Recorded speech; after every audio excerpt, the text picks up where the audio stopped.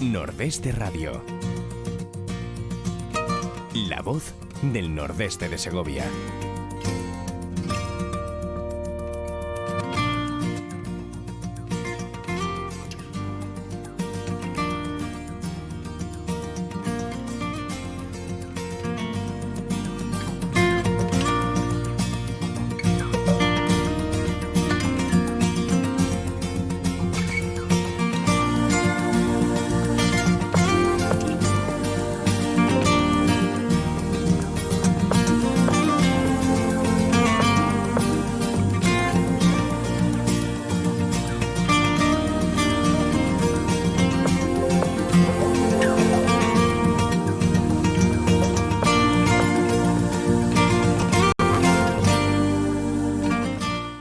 Hola amigos, desde Riaza les doy la bienvenida a Nordeste Radio. Vicky Ibáñez, muy buenas tardes. Hola, estás? Buenas tardes, muy bien. ¿Hoy con sol? Sí, hoy con sol. Qué Hoy bien, toca. Qué bien. Vamos a saludar a Fernando Galán. Fernando Galán, muy buenas. Good afternoon a tothom. Por aquí, en el pueblo más al sur de la Comunidad de Madrid. ¿Qué tal este tiempo? ¿Calor? Mucho calor, Sí. mucho calor. Se ha levantado un poquito de aire, pero vamos, mucho calor. La verdad es que con calor se aumentan muchas cosas, entre ellas el consumo del hielo. Sí. Oye, ¿tú no sabes cómo fluctúa el mundo del hielo, macho? ¿Que de dónde? ¿Que si no conozco qué, perdón? ¿Cómo fluctúa el mundo del hielo? Muchísimo. Joder, es que te voy a contar. Hay auténticos imperios, con el tema del hielo, Sí, pues fíjate lo que me ha pasado a mí hoy.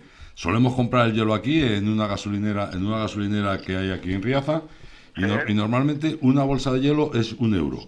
Yo compro sacos de 5 bolsas y entonces me cuesta 5 euros. Y voy hoy y voy a comprar una bolsa de 5 bolsas y me cuesta 6 euros.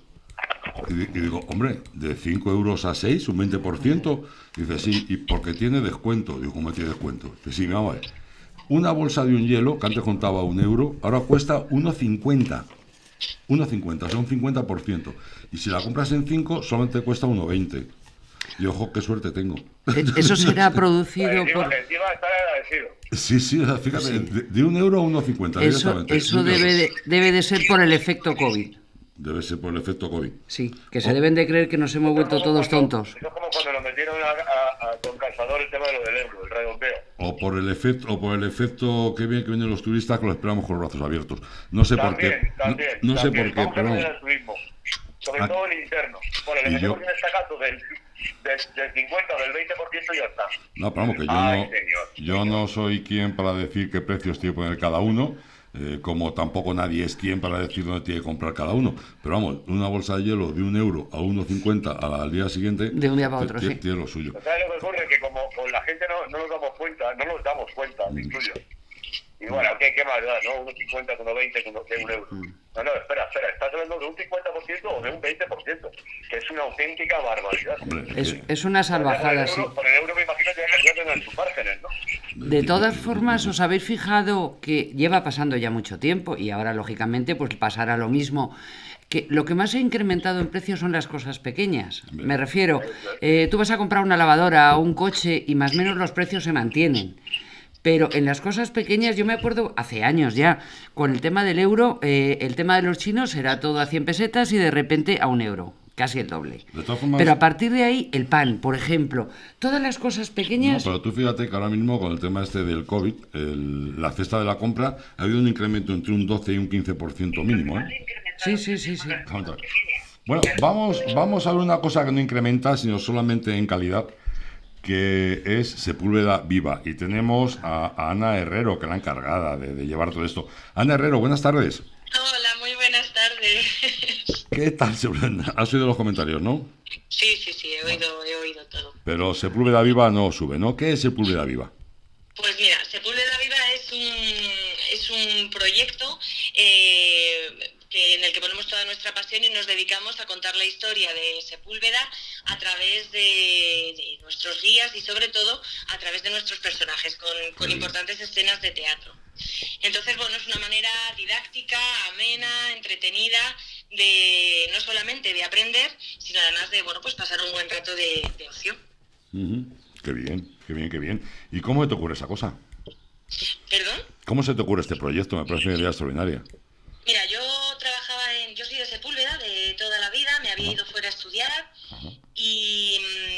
bueno, pues en un momento dado de mi vida me dicen que van a abrir un museo en Sepúlveda. Toda mi formación tenía que ver con el arte, con museos, que si me interesa ir para la puesta en marcha. Ya, bueno, pues sí, pues un año me puedo volver al pueblo sin problema. Y bueno, me fui apasionando por un montón de cosas que tenían que ver con el turismo y con la cultura de Sepúlveda. Y un buen día, por casualidades, cosas que pasan en los pueblos, me apunté a un taller de teatro. Después vi visitas teatralizadas en Ayllón, en Cuéllar, y era algo que me fascinaba. Y bueno, pues de la noche a la mañana prácticamente decidí que podía intentar ganarme la vida de esta manera, y de esto hace 7 años. Qué bien, qué cosa más divertida, de verdad. La verdad es que sí, supongo que encantada porque de alguna forma es tu entorno. Pues me gusta muchísimo, a mí me encanta mi trabajo, me apasiona, entonces ir a trabajar es casi una fiesta para mí. Hombre, no quita que tienes muchos quebraderos de cabeza porque no es algo muy al uso, y la verdad es que hasta que se ha ido consolidando pues hemos tenido que trabajar muchísimo, y de hecho ahora con esta crisis del COVID pues nos ha tocado prácticamente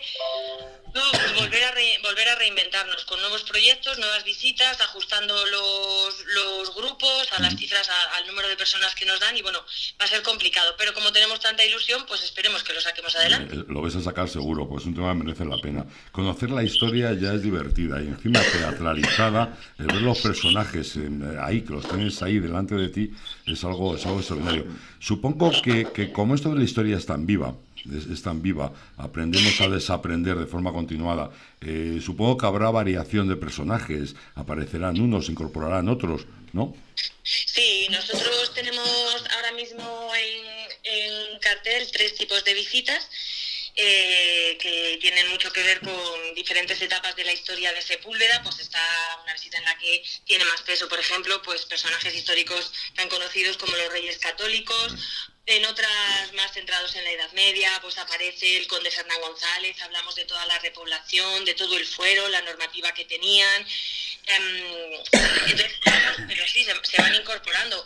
También no solo se incorporan personajes, sino que lo que a veces incorporamos son temáticas, porque, por ejemplo, esto del COVID, que ahora nos suena como muy nuevo, pues en la Edad Media, a partir del siglo XV sobre todo, tenemos la peste negra, que fue tremenda, y ya lo gestionaron más o menos de la misma manera que lo hemos gestionado ahora, con confinamientos, con medidas higiénicas, y en el siglo XX, que se ha hablado mucho de ello todo este tiempo, pues fue la famosa gripe española, que realmente no era española, que tuvo lugar en 1918, y hay uno de nuestros personajes, la señorita Mar Domingo, que está estancada precisamente en ese contexto, y bueno, pues que lógicamente tiene que también poner ahora su granito de arena. Sobre todo lo que vamos a hacer es tratar de llevar un canto a la esperanza, ¿no? Y hablar de que, bueno, no es la primera vez que esto se da, lo han superado, lo superaremos. O sea, tú fíjate que el miércoles, el jueves hablaremos en Mujeres Emblemáticas, hablaremos de una enfermera extraordinaria y de un médico que llevaron hasta América en niños, en sus propios hijos, anticuerpos para luchar contra la viruela, y gracias a eso España ha conseguido erradicar la viruela, y eso lo hablaremos también el jueves. Realmente hemos hecho muchas cosas, y por Ezequiel, discúlpame, a lo mejor es meter un poquito el dedo en la llaga. Yo creo que estas personas, esta pareja, tenga ninguna estatua por allí, por Latinoamérica, ¿no? El tema de las estatuas lo hablaremos luego al final del programa. Haremos una charla sobre el tema de las estatuas, que tiene lo suyo. ¿Qué más te iba a decir? ¿Cómo se puede visitar Sepúlveda Viva? Que ahora con esto del COVID supongo que ya estaréis abriendo, tendréis limitación de aforo, ¿cómo lo tenéis? ¿Cómo se puede ir a ver? Hemos tenido que limitar el aforo a un máximo de 25 personas. Esto, bueno, pues está muy bien, los grupos van a ser mucho más personales, mucho más íntimos. Para nosotros, lógicamente, pues es tremendo, porque algunas de nuestras visitas, sobre todo las que cuentan con más actores, más personajes, pues partíamos de grupos de 25 precisamente. Pero bueno, hemos hecho lo que hemos podido. Sí que os digo, lo siento mucho, que ha habido que modificar algunos precios, porque si no el proyecto no sale adelante, mientras no nos bajen otro tipo de gastos que tenemos, pero en las que no hemos tenido que hacerlo y no es necesario, pues no lo hemos hecho. Vamos a jugar mucho con visitas personalizadas. Por ejemplo, hay familias, hay personas que que quieren ir ellos solos, quieren visitas exclusivas, pues vamos a dar esa opción, vamos a personalizarlas, la gente nos puede mandar su información y nuestros personajes van a ir dando sorpresas continuas a estas personas, porque bueno, pues interactúan con ellos, les conocen, saben cosas de su vida, y es algo como muy emocionante, sobre todo con familias, funciona fenomenal. Luego tenemos visitas abiertas al público general, que ahora en julio serán los viernes, los sábados y algunos domingos por la mañana, y luego en agosto vamos a estar jueves, viernes, sábado y domingo. Las visitas normalmente las tenemos en horario de tarde, pero todos los horarios se pueden ir viendo en nuestra página web o en nuestras redes sociales. La web es sepulvedaviva.es y bueno, pues en Facebook Sepúlveda Viva, en Instagram, y ahí vamos a ir colgando toda la información. Pues ya saben ustedes, métanse en sepulvedaviva.es y entrénense. Yo creo que hay tantas cosas que son interesantes y que no conocemos, y todo lo que sea un acercamiento a nuestra historia, un conocer nuestra historia, es fabuloso. Entre otras cosas, porque así entenderemos de alguna forma quizás nuestro presente. Oye, una cosa buena que hay en Sepúlveda y que realmente me ha gustado mucho y que espero que otro ayuntamiento lo plagien o lo copien, porque tampoco es tan difícil, es que tenéis internet gratis en algunos sitios del pueblo, ¿verdad? Sí, se ha instalado recientemente. Era un proyecto que estaba para ponerse en marcha justo antes del COVID, y ya estaba funcionando, y es en la Plaza Mayor, la zona de la biblioteca, la Plaza del Trigo, son lugares como muy, muy concurridos. La verdad es que puede venir muy bien, y más en este tiempo que además va a venir mucha gente de segunda residencia, y puede facilitar un poco, agilizar ciertas gestiones, o bueno, en cualquier caso, cualquier tipo de comunicación. Sí, además que ahora mismo Internet es absolutamente fabuloso. En Aranda de Duero también lo han hecho, también van a hacer, no sé si está ya en marcha o va a estar en breve en marcha, también Internet gratis en distintos puntos. Hombre, desde aquí quiero, yo qué sé, pues si no se les ha ocurrido a los alcaldes de otros pueblos, pues que se les ocurra, que no cuesta mucho, y la verdad es que la gente lo necesita. Sí. Y ya que necesitamos tanto que la gente venga aquí, caramba, aparte del precio del hielo, vamos a darles alguna cosa que les pueda interesar y facilitar también la estancia aquí entre todos nosotros. ¿Qué más te va a decir? ¿Tienes apoyos de la gente, apoyo del ayuntamiento? ¿La gente está contenta con lo que haces? Sí, mira, el dicho este de no eres profeta en tu tierra. A mí me lo va a contar. Conmigo no va, ¿eh? Conmigo no va. La verdad es que desde el primer momento que pusimos en marcha Sepúlveda Viva, tuvo una acogida extraordinaria por parte de la gente de Sepúlveda y de toda la comarca. El primer verano, cuando abrimos, al principio se me llenaban los grupos con gente de Sepúlveda, y yo decía, madre mía, si esto lo hemos enfocado para el turismo, a ver si me he equivocado. Y nada, la propia gente fue recomendando las visitas, fue nuestro primer altavoz, así que yo siempre estoy muy agradecida. Y de hecho ahora este año, que saben que vamos a poner visitas nuevas, pues hay ya mucha gente preguntándonos fechas, horarios para venir, porque les interesa mucho. Se han dado cuenta que la historia de tus raíces, conocer tus raíces, es importante para muchas veces comprender en qué punto estamos, cómo hemos llegado hasta aquí, qué hicieron nuestros antepasados, qué podemos hacer nosotros. Y es algo que me valora muchísima gente. Además, realmente lo que has dicho, que es importantísimo, es valorar lo de nuestros antepasados. Eran antiguos, pero no eran nada tontos, ¿eh? Era gente... Me gusta mucho cuando hablamos por ejemplo, de arquitectura, en la construcción de las iglesias románicas, poner en valor no solamente lo que nosotros vemos ahora, sino el cómo llegaron a construir estos edificios. Y una cosa que fascina a todo el mundo, por ejemplo, son las leyes, el fuero de Sepúlveda. Cuando tú analizas estas leyes que tienen 1000 años, que tienen un pasado brutal, de repente te das cuenta que, bueno, lógicamente hemos evolucionado, sobre todo en muchos temas que tienen que ver, por ejemplo, con la mujer, que nosotros ponemos encima de la mesa, pero hemos evolucionado como poniendo a veces matices, ¿no? Porque, por ejemplo, en el fuero se preocupan de la protección del medio ambiente, tienen temas relacionados con el urbanismo, con la salubridad, con la regulación de los pasos de mercancías y todo lo que tiene que ver con el comercio. Entonces, y sobre todo, algo que nosotros, desde nuestra España vaciada ahora, como que reivindicamos mucho, el fuero, que no dejaba de ser un instrumento de repoblación, tiene muchísimas ventajas para aquellos que se venían a poblar estos territorios, ventajas que tenían que ver con la situación de aquella época, pero que a nivel fiscal hoy en día estarían requete bien. Sí, o sea, que de alguna forma... Sí, de alguna forma tenemos que aprender muchas cosas de ayer, por supuesto. Eso es. Pues, por ejemplo, el tema de la vivienda, potencian, hoy diríamos bonifican Sí. a las personas que tengan la vivienda habitada. Ajá, qué bien. En el pueblo. No tienen que pagar determinados impuestos. Joder, eso es algo que está genial. No tienen ese tipo de exenciones, entre otras muchas. Ujú. Pues es interesante que poco a poco vayamos hablando y nos vayas contando un poquito más de nuestra historia, ¿te parece? Pues me parece fenomenal. Nosotros encantados de transmitirla. Pues seguiremos hablando y nos vas contando pequeñas cosas, como por ejemplo el tema del fuero, que efectivamente saldrán multitud de cosas que nos sorprenderán.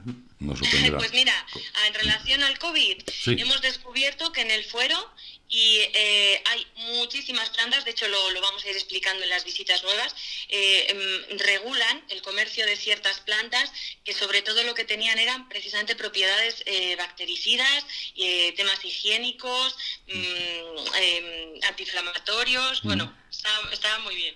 Es impresionante, es impresionante. La verdad es que podemos tirar ahora hablando de esto. A nosotros la historia nos fascina. De hecho, hoy hablaremos de un gran misterio que es el manuscrito Voynich, que se sigue sin saber nada de él. Y luego vamos a hablar de un personaje de aquí de Segovia que probablemente no lo conozca mucha gente, que es Antonio de Villacastín. Ya sabes que estuvo también de arquitecto junto con Herrera en el monasterio del Escorial. Y hoy vamos a hablar también un poquito de su historia. A otros también nos fascina la historia. Y nos veremos por Sepúlveda Viva, porque creo que es algo muy recomendable y muy digno de visitar, de aprender y de pasarlo bien. Además, qué bonita es la historia cuando te la cuentan bien contada y qué fácil es aprenderla y memorizarla cuando esté bien contada. Sí. Y eso seguro que lo bordáis. Oye, Pues estaremos encantados de recibiros a todos. pues iremos por allí. Ya saben, amigos, sepulvedaviva.es, la historia nuestra, pero la van a estar viendo ahí. Imagínense que se sientan con Isabel la Católica o con Fernando de Aragón. Imagínense y que hablan con ellos. Y por favor, hagan como los niños. Si van, créanselo porque es la mejor forma de disfrutarlo. No ver a la persona, sino ver al personaje y sentir que ha viajado al siglo XV y estás hablando con los Reyes Católicos, que eso te lo hará pasar muy bien, pero mucho mejor. ¿No estás de acuerdo conmigo en creerte lo que estás viendo es algo absolutamente vital para disfrutarlo?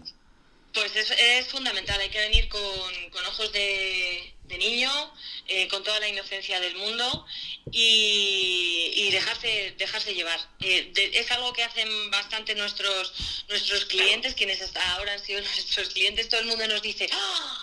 Ya ha terminado la visita. Qué pena. Pero con la de cosas que has contado, con la de personajes que hemos visto, y eso es además lo más enriquecedor. Se viene, se aprende, se disfruta, te relajas y vives una experiencia. Una Además experiencia que bonita. Ana Herrero, muchísimas gracias. Ha sido un Gracias placer. a vosotros. Ya saben, amigos, sepulvedaviva.es. Créanme, merece mucho la pena. Muchas gracias. Gracias. Un beso, hasta luego. Adiós. ¿Necesitas ayuda para diseñar o llevar tu página web, cartelería o redes sociales? ¿Quieres pasar tu negocio al mundo online y no sabes cómo? En Radio Argo y Más podemos ayudarte. No dudes en ponerte en contacto con nosotros al 671-091-098. Tenemos tu solución. 671-091-098.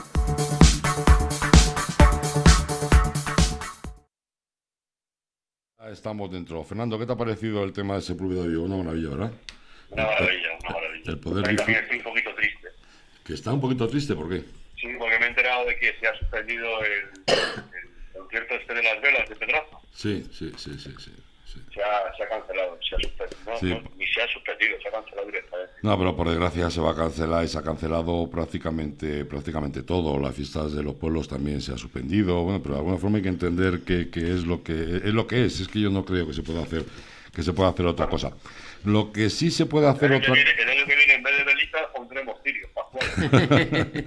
De todas formas, lo que sí que se puede mejorar y sí se puede hacer mucho es trabajar por la España vaciada, es tener mejor internet, es tener sobre todo mejor comunicación y mejor sanidad. Y no solamente no tenemos mejor, sino que cada vez tenemos peor sanidad, peor transporte y peor internet. Está con nosotros otra vez Sonia Castro de SOS Rural Ayllón. Sonia, muy buenas tardes. Hola, buenas tardes. Mira que me gusta hablar contigo y mira que lamento que siempre los temas que tenemos que sacar aquí no son en absoluto agradables. Pues no son agradables. pero son temas que necesariamente tenemos que tratar, que por desgracia nosotros los ciudadanos de esta España vaciada somos los que tenemos que estar atentos. Ya lo creo. Y una vez que nos llegan noticias, pues somos los que tenemos que actuar. Nosotros y nuestros responsables, porque nosotros tenemos alcaldes, nosotros tenemos diputación, nosotros somos una serie de gente que tenía que currárselo también, que para eso están. ¿Qué ha ocurrido con el autobús que normalmente iba del Burgo de Osma a Madrid y viceversa? Bueno, pues a ver, porque esto es una película, amigo, esto es una película. Esto es una película porque esto ya venía, la cosa venía un tanto complicada desde mucho antes del COVID. Creo recordar que la empresa que actualmente ofrece el servicio fue adjudicataria en el año 2017. Bueno, pues a partir de ahí fue todo un caos y fue todo una lucha por parte de ayuntamientos, por parte de asociaciones, por parte de colectivos, por parte de los ciudadanos, para que el servicio fuese mínimamente de calidad. Este servicio empezó a prestarse con un autobús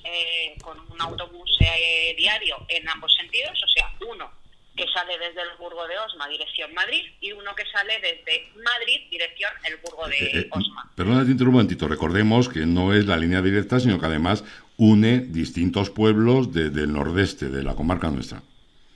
Del nordeste y de todos sitios, tiene parada pues en Los Cerezos, en todos los pueblos por donde transcurre la Nacional 110. Hasta el Burgo de Osma tiene parada en prácticamente todos los pueblos que están a los bordes de la Nacional 110. Es una lista muy larga. Es un servicio que cuando en el año 2017 empieza esta empresa a ofrecerlo, el autobús de ida... Hola. Se nos ha cortado. Fíjense, amigos, cómo tenemos... Inténtalo otra vez, Vicky. Imagínense cómo tenemos las comunicaciones.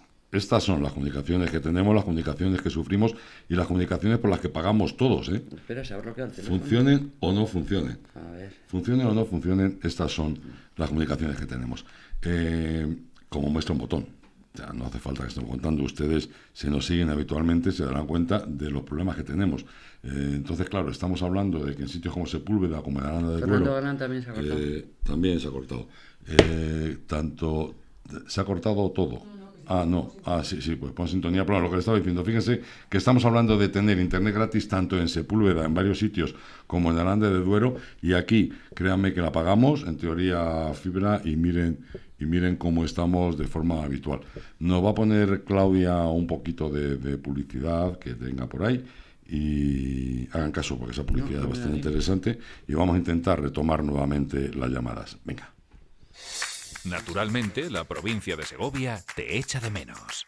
Naturalmente que nos faltan tus pasos caminando sobre las plazas de nuestros pueblos, tus ojos clavados en nuestros bienes culturales, en nuestro patrimonio religioso, en nuestro legado histórico, en nuestra herencia real. Naturalmente que tenemos ganas de volver a sentir tu bicicleta dejando huella en nuestras hoces, tu espíritu aventurero cabalgando a trote por nuestros senderos. Naturalmente que deseamos tu vuelta. Naturalmente que ahora no es el momento. Aplázalo. Quédate en casa. Te estaremos esperando. Diputación de Segovia. Naturalmente. Ya estoy dentro, Sonia, te hemos recuperado. Sí, aquí estoy. Sí, estamos intentando recuperar también a Fernando, pues se ha cortado también, Es lo que hablamos, que imagínate, que luego hablaremos después, porque ahora cuando acabe de contar todo el tema de los autobuses, seguiremos hablando de cómo hay que solicitar los billetes que tienen lo suyo. Pero bueno, sigue con lo que nos estabas contando.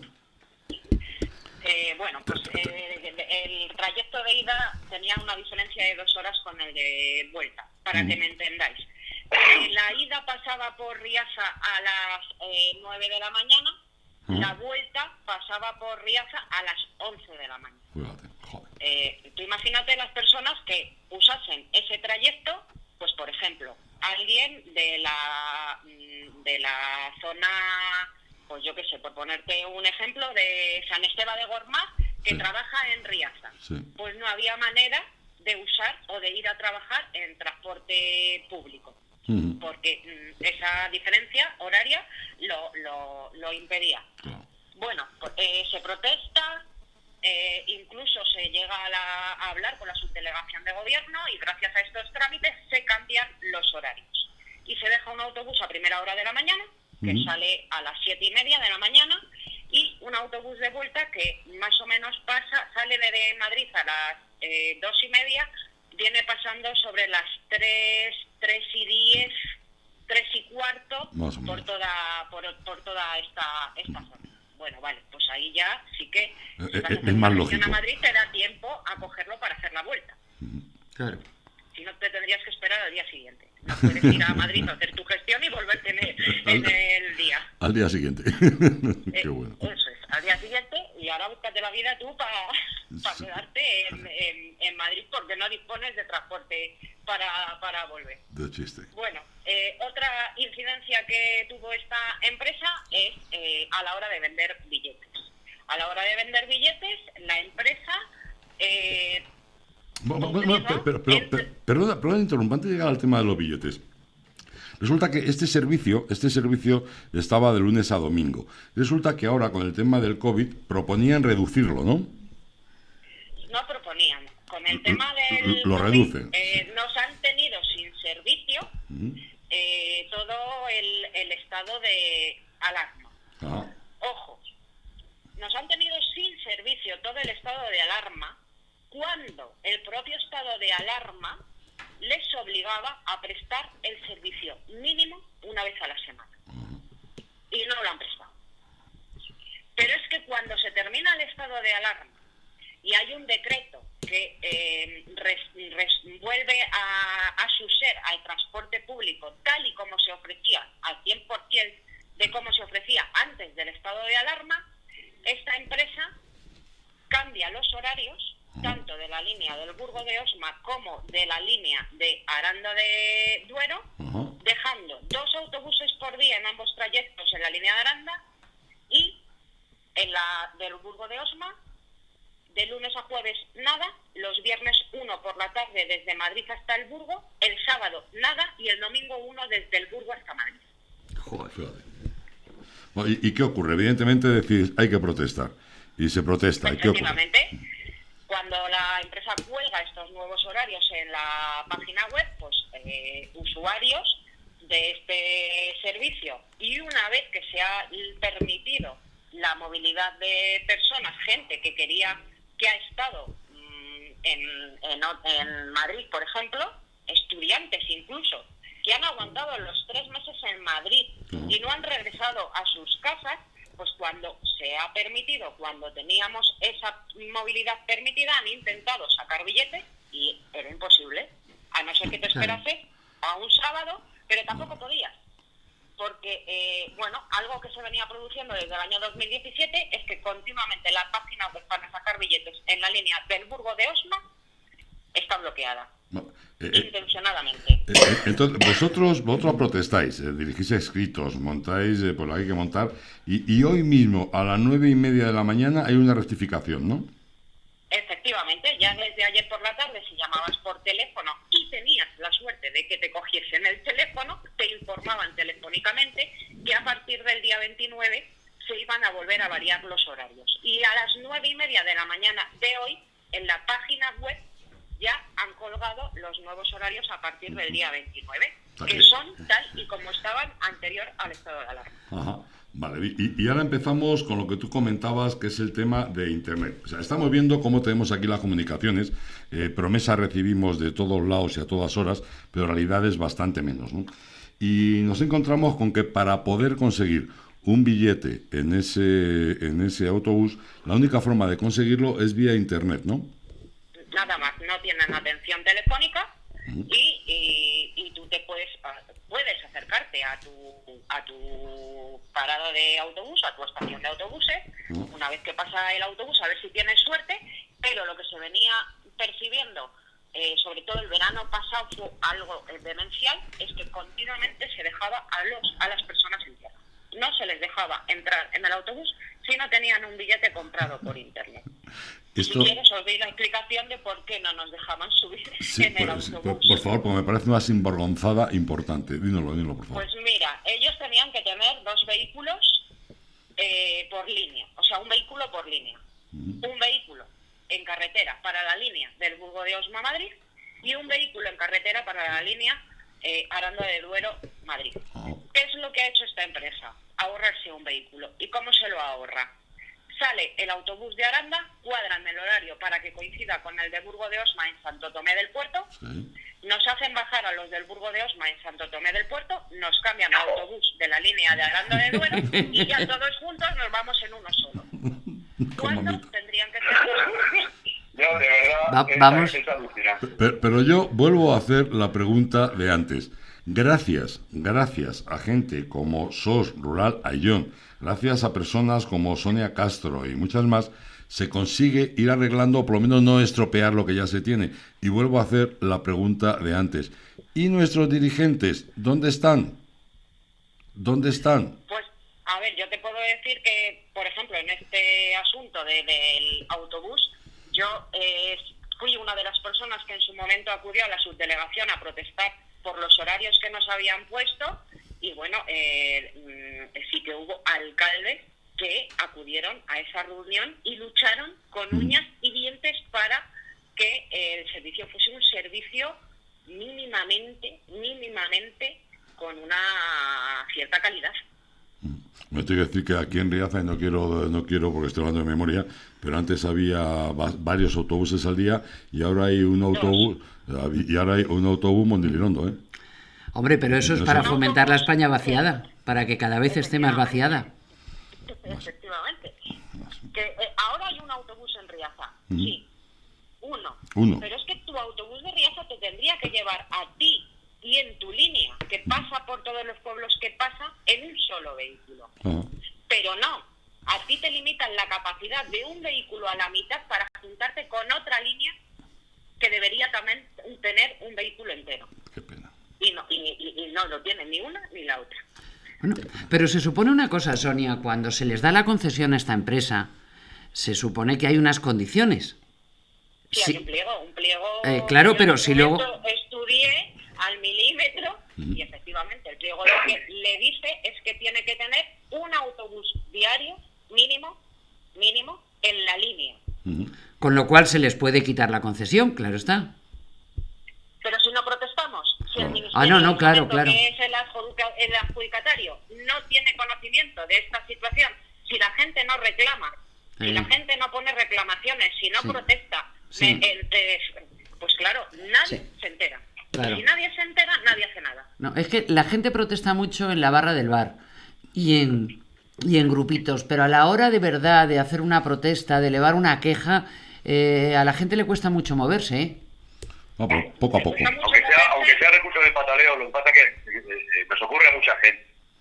El tema de manifestarnos y demás, como luego no vemos ningún tipo de resultado, pero efectivamente, como no va a haber ningún tipo de resultado, va a ser sin manifestarnos y sin protestarnos. Exactamente, yo creo que si empezamos a ser un poquito la mosquita cojonera constante, algo conseguiremos, ¿eh? Hombre, yo te digo, No lo sé, Vicky. Mira, yo te puedo contar mi experiencia personal. Yo soy usuaria, tengo familia en Madrid y cuando yo me desplazo a ver a mi familia en Madrid, la mayoría de las veces lo hago en esta línea, en transporte público. Bueno, pues yo te puedo contar mi experiencia al principio del servicio de la empresa actual, donde yo cada vez que llegaba a Avenida América iba a poner una reclamación y donde yo cada vez que en Avenida América veía que mi línea se convertía en la línea de Aranda, que se estaba dejando a grupos de 12 personas en Avenida de América tiradas porque no cabían, cuando son ellos los que no estaban ofreciendo como lo tenían que hacer. Claro, pues yo llegaba a Avenida América y yo amenazaba con grabarlo, subirlo a las redes, poner una denuncia, y en 2 ocasiones salieron 2 autobuses sin pararnos en Santo Tomé. Pero claro, a mí se me bautizó en Avenida América como la señora del pollo. Sí, claro. Pues sí, soy la señora del pollo, pero es que esta gente me tiene que dar mi servicio como me lo tiene que dar. No, no, y que además que para eso pagas. Es como cuando estamos hablando del tema de la sanidad. Vamos a ver, que es que no nos la regalan, que es que estamos pagando todos una sanidad digna que no tenemos. Por cierto, y decías tú, Fernando, el otro día, la verdad es que las manifestaciones fueron bastante tumultuosas, la verdad es que la gente funcionó bien. Yo me llevé una sorpresa en todos los pueblos cómo participó la gente. Yo creo que la gente se está dando cuenta de que, evidentemente, si no nos movemos nosotros, nadie se va a mover por nosotros, ¿eh? Nadie se va a mover por nosotros. Sonia, ¿algo más que quieras decir? Por el tema de la sanidad tenemos que hablar otro día, porque todavía lo tenemos ahí colgando, ¿no? No, pues sencillamente que me da mucha rabia, pues eso, que tengamos que levantarnos cada día Sí. y vayamos a los medios de comunicación y nos tengamos que enterar, pues eso, cuando no es la sanidad, es el transporte, cuando no las telecomunicaciones, cuando no pues será la educación y cuando no, Sí, pues sí. será otra cosa. Y que siempre seamos los mismos Sí. los que Sí. tenemos que estar aquí luchando por lo poco que tenemos. Es verdad, es una pena. Por poder mantener lo poco que tenemos. A mí lo que más rabia me da de todo esto es que a nuestros políticos se les llena la boca hablando de la España vaciada y de alguna forma son ellos los que están consiguiendo que parte de España se vacíe, porque es que parece que nos están echando. O sea, no quieren que vivamos en los pueblos, cada vez es más difícil. Pues- Pero muchísimo más. O sea, con esto del autobús tú me contarás, Vicky, cómo una persona mayor se va a sacar un billete por internet para ir o venir al Burgo de Osma o Sí, a sí. Madrid, o desplazarse entre poblaciones por donde transita la ruta. Y, Sí, sí. y súbete y bájate. Es un poco... Sí. Primero, que funcione Internet, y segundo, que mucha gente no tiene Internet y que estamos hablando también de mucha gente mayor que no sabe cómo funciona, ni lo va a utilizar. No, y estamos dando por hecho, y estamos obligando, en definitiva, a nuestros mayores, sobre todo a nuestros mayores, Sí, sí. a unas tecnologías que, de verdad, o sea, que en vez de ponerlo fácil, lo ponemos difícil. Sí, exactamente. Es alucinante, es que nos hemos olvidado de los mayores. Sí. Es que es alucinante, ¿verdad?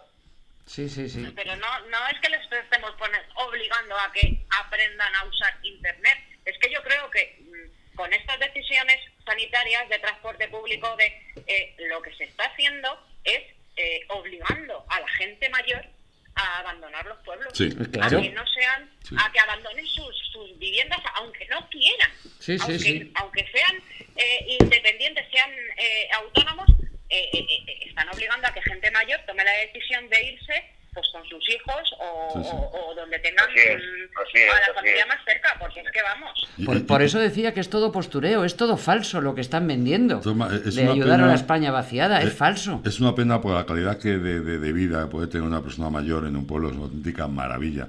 Y es una pena que se la están perdiendo. La verdad es que es... En fin, poco a poco yo creo que seguiremos luchando y poco a poco iremos venciendo, iremos ganando alguna batallita que falta nos hace. Sonia Castro, te agradezco muchísimo dos cosas. Que nos haya atendido y segundo, que estés siempre ahí, al pie del cañón, dando batalla, dando la guerra y que nos lo cuentes a nosotros. Y por supuesto, como siempre y nuevamente, te reitero los micrófonos de Nordeste Radio para todo lo que haga falta, de verdad, créeme. Muy bien, muchas gracias, chicos. Gracias a vosotros también por el apoyo y por secundar siempre todas estas cosas y estar ahí al pie del cañón. Y Mantenernos informados de todas aquellas iniciativas que hagáis, por favor. seguiremos en ello. Vale, lo haré. Sonia Castro, de SOR Rural Ayón, muchísimas gracias. Un besote. Un besote, chicos. Hasta Venga, un luego. saludo, hasta luego. Chao. Adiós.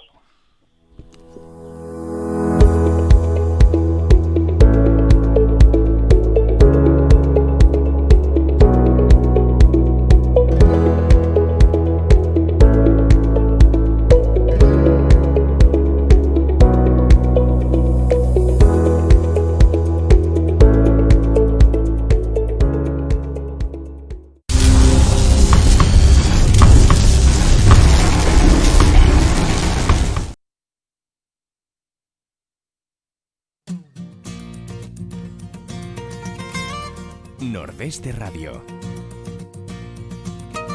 La voz del nordeste de Segovia.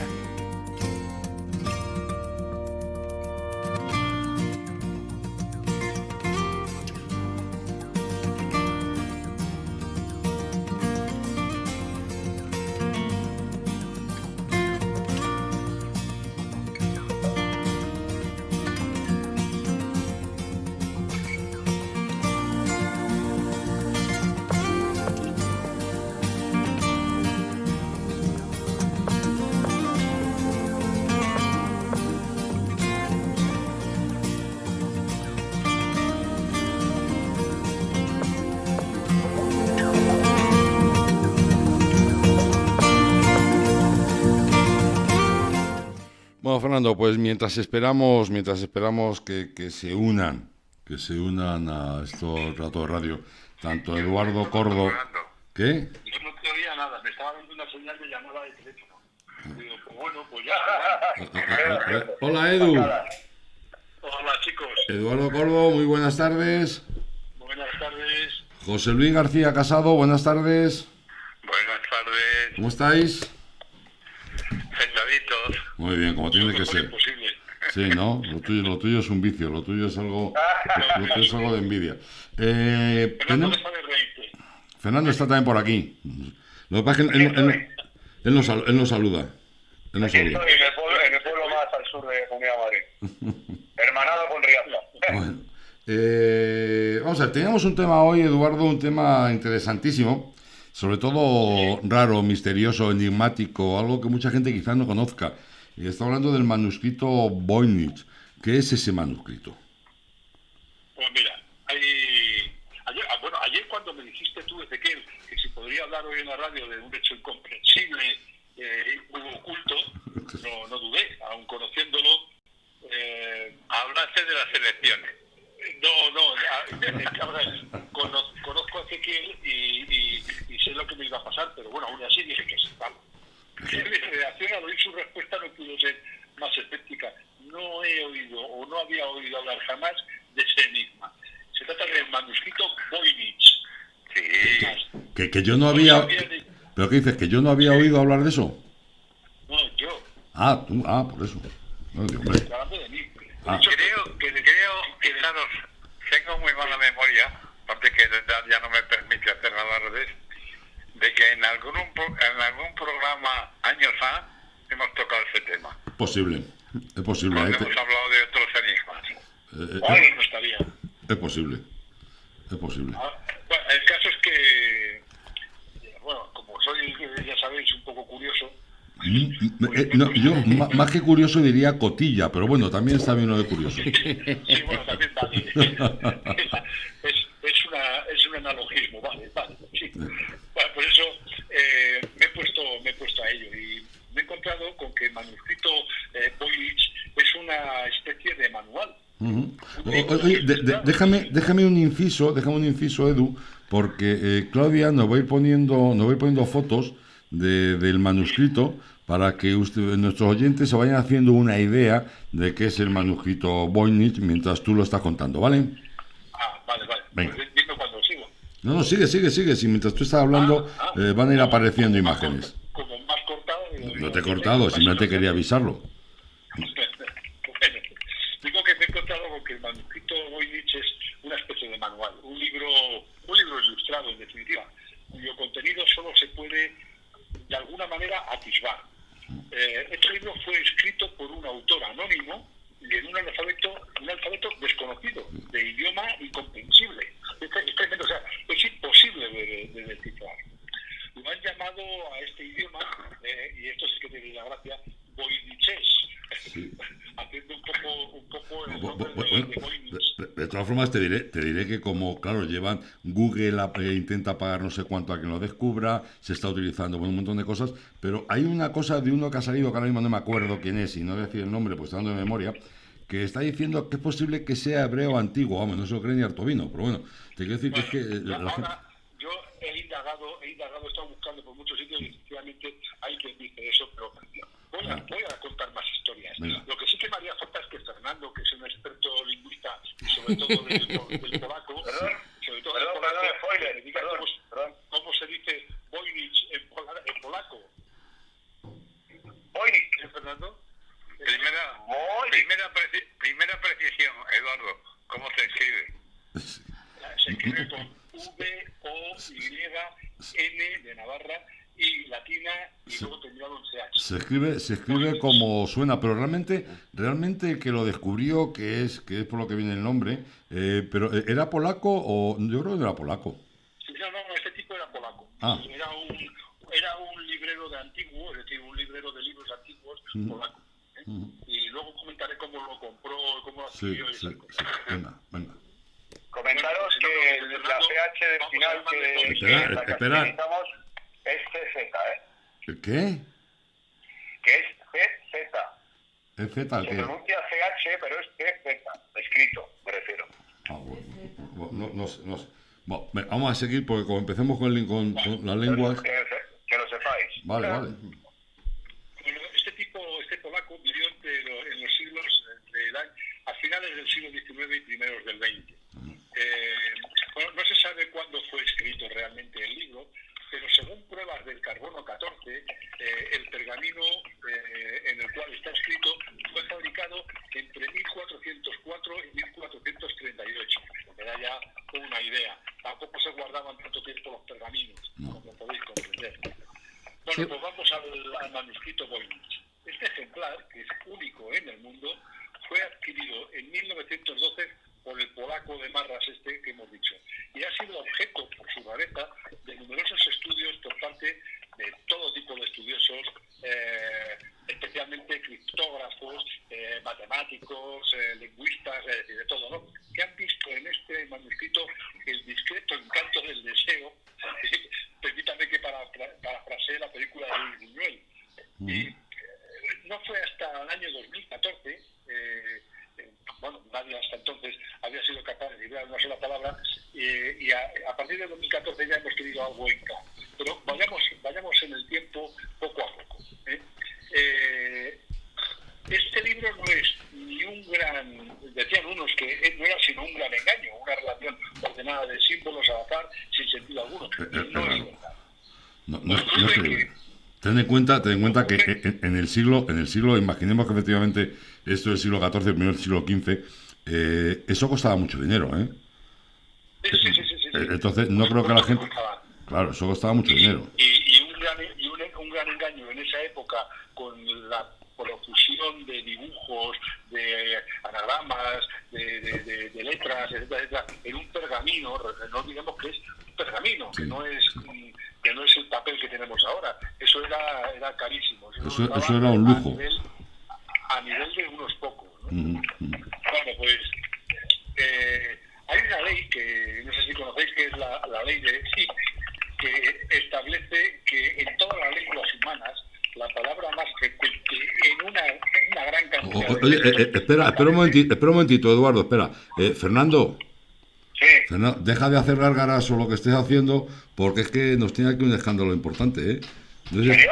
Es que está haciendo gárgaras solo, no sé. No, me he ido a la cocina a por un vaso de agua. Pues yo creo que está escribiendo en el ordenador o algo que nos hace aquí un ruido importante. Claro, no, seguramente es eso. Ah, vale. Venga, sigue, Edu. Sí, no, decía que hay una ley que se llama la ley lo voy a deletrear, ZIPF, que establece en todas las lenguas humanas la palabra más frecuente en una gran cantidad de texto aparece el doble de veces que la segunda más frecuente, el triple que la tercera más frecuente, el cuádruple que la cuarta, etcétera. ¿Y esto qué significa? Pues significa que en realidad esto se redactó en alguna lengua natural y que esos signos no son sino la expresión de esa lengua, ya que se da la teoría de esta ley, ¿no? En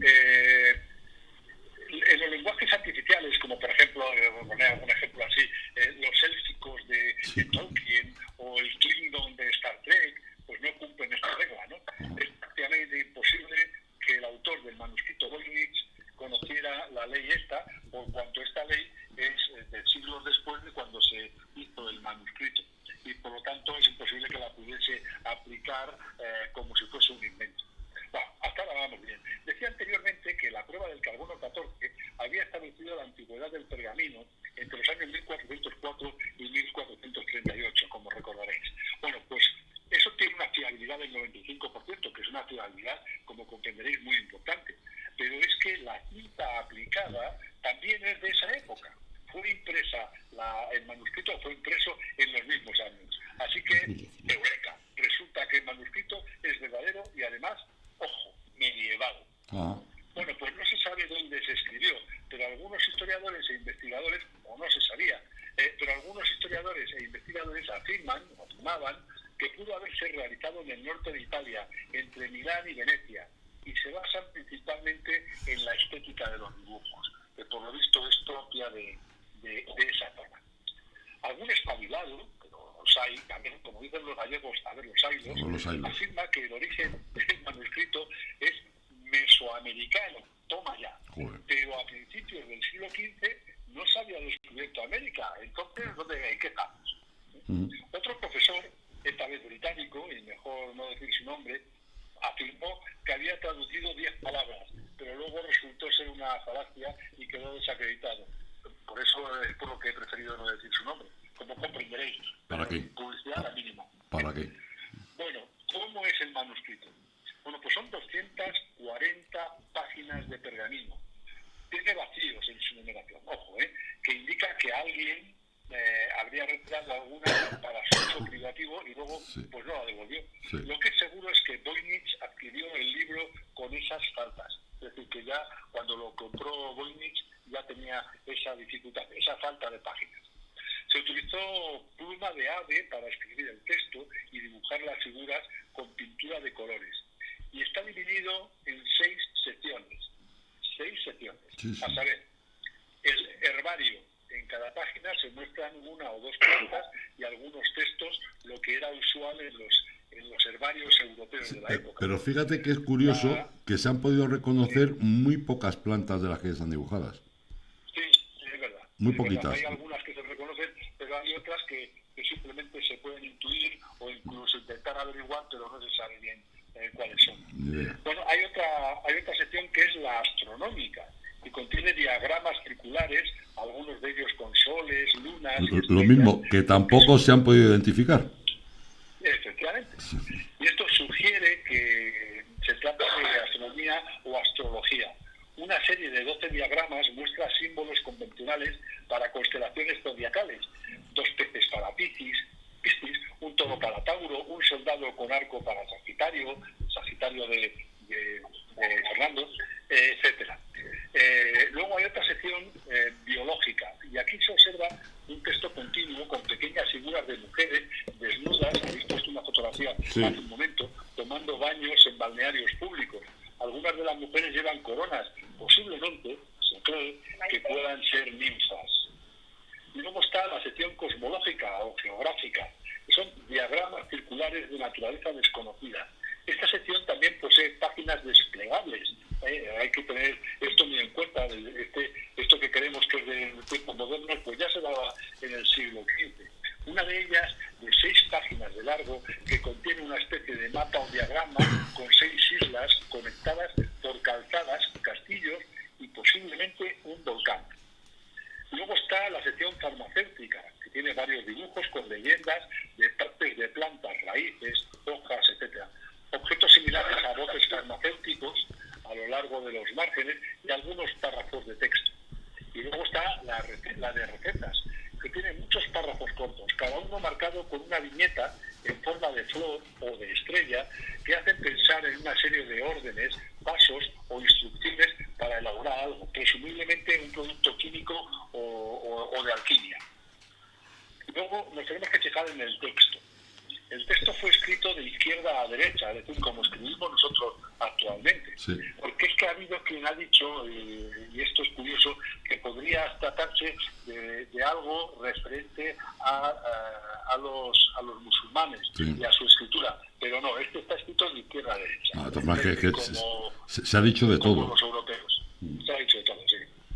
Bueno, no hay evidencia de signos de puntuación. El lenguaje, el texto, es fluido, como si el amanuense de turno entendiera lo que estaba escribiendo mientras lo hacía, y es continuo, es decir, como escribimos ahora, sin saltos. Las palabras parecen tener ciertas reglas ortográficas. Por ejemplo, algunos caracteres deben de aparecer en cada palabra, como las vocales en el castellano, por cierto. Algunos caracteres nunca siguen a otros, y algunos pueden ser dobles, pero otros no. En la sección herbario, la primera palabra de cada página aparece solamente en esa página, pudiendo representar el nombre de la planta. El texto parece ser más repetitivo que los típicos idiomas europeos. Existen secuencias en las cuales la misma palabra común aparece hasta 3 veces consecutivas. Y ahora vamos a la pertenencia, que en un principio comentaba que luego hablaríamos. Sí. Los primeros propietarios teóricos del manuscrito, aparte de que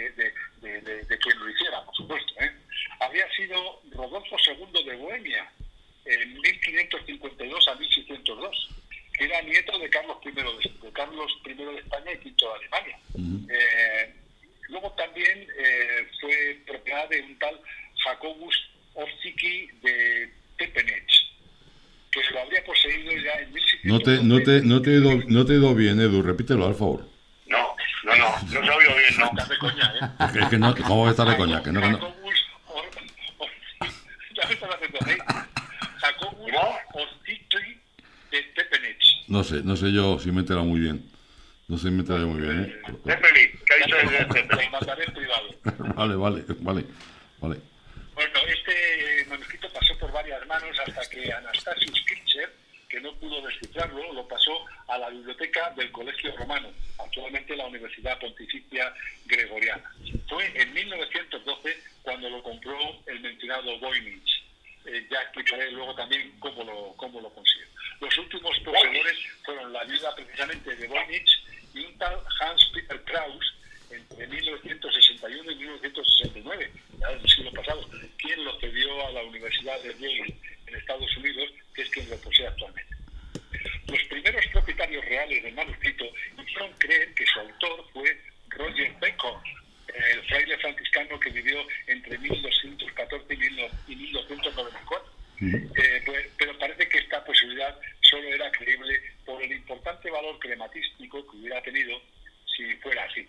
Vamos, que querían inflar el valor del manuscrito. No, de hecho, te voy a decir una cosa. Hay facímiles de este manuscrito, el manuscrito Voynich, y cuestan carísimos, ¿eh? Cuestan carísimos porque están hechos a mano. Además, hay uno en concreto que está clavado, que está exactamente igual que el original y vale un dineral, ¿eh? Vale un dineral. Sí. Se hicieron muchas copias, o bastantes copias, para darlas a los investigadores y que estos pudieran estudiarlo, ¿eh? Eso también hay que tenerlo en cuenta. Bueno, resulta que decía antes que pasó a Voynich y que cómo pasó a Voynich. Pues parece ser que hubo una especie de desamortización de Mendizábal que se produjo en Italia en 1870, cuando las huestes de Víctor Manuel II se anexionaron los estados vaticanos y se lo pusieron a nombre de Italia, por decirlo de alguna manera. Muchos bienes de la Iglesia fueron apropiados por el nuevo Estado, entre ellos la biblioteca del Colegio Romano. Pero resulta que antes buena parte de sus libros fueron transferidos de la biblioteca de la universidad a otras bibliotecas personales que estaban en las propias facultades, con lo cual estos libros se salvaron de pasar a las bibliotecas estatales. Bueno, pues resulta que hacia 1912 el Colegio Romano pues se encontraba en una situación económica pues como España ahora, es decir, precaria, y decidió vender discretamente algunas de sus propiedades. Una de ellas fue el manuscrito que, junto con otros libros, fue vendido a Wilfrid Voynich, en total 30 manuscritos. Sí. Y bueno, pues esto es como lo consiguió este hombre. Hay algunas hipótesis que también hablábamos antes acerca de la autoría. Hay muchas. Además, cada cierto tiempo, esto es un tema tremendamente recurrente, es como Jack el Destripador. Cada cierto tiempo se aporta una nueva historia diciendo ya lo he encontrado, ya no sé qué, luego no es cierto. Lo mismo que Jack el Destripador, ya se sabe quién es, ya no sabe no sé qué, porque sus últimas investigaciones, y luego al final nos quedamos todos así, no avanzamos. Yo voy a contar algunas, si os parece, ¿no? La primera, la de Roger Bacon, que ya he hablado de este monje, cómo resultaba interesante al emperador Rodolfo II de Bohemia que fuera él su autor, ya que había comprado el libro por 600 ducados, que era una enorme cantidad de dinero para un manuscrito en aquella época, y aumentaba el valor el hecho de que fuera del monje. Voynich hizo todo lo posible ya en el siglo pasado, a primeros del siglo pasado, hizo todo lo posible por mantener esta teoría, y por los mismos motivos, por dinero. Sin embargo, los estudiosos que han visto el manuscrito y están familiarizados con la obra de Bacon han negado rotundamente tal posibilidad. Hay otro que es un tal John Dee, un gran conocedor de Roger Bacon, con una gran colección de manuscritos de que pudo elaborar el manuscrito gracias al conocimiento de la obra de Bacon. También ha sido desautorizada esta posibilidad. Edward Kelly, que fue compañero en Praga de Bosney, esto también es otro posible autor. Se trata de un alquimista que presumía de transmutar transmutar el cobre en oro, no, que he dicho de Edward Kelly, que era compañero no de Bosney, sino de John Dee. De John Dee. Y que se trata de un alquimista que presumía de poder transmutar el cobre en oro gracias a un polvo secreto que había extraído de la tumba de un obispo en Gales. Bueno, los alquimistas han engañado a mucha gente, incluido Felipe II. No, este era un estafador, porque acuñó el término enoquiano, por Enoch, para referirse al idioma de los ángeles, con quien manifestaba tener contacto. Dicen que pudo escribir el libro para estafar al emperador. Con esto del idioma de los ángeles, estafó al emperador Leopoldo y estafó a todo el mundo. O sea que esto era un personaje.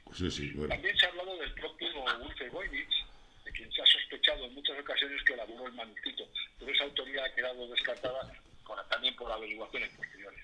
Existen otros atendidos autores, pero sería exhaustivo y excesivo describir sus hazañas cuando además se sabe que no escribió en el manuscrito, por lo que vamos a dejarlo, si os parece, en el olvido. Hay quien afirma que el propósito de este manual, que es realmente lo que parece, era servir como una farmacopea.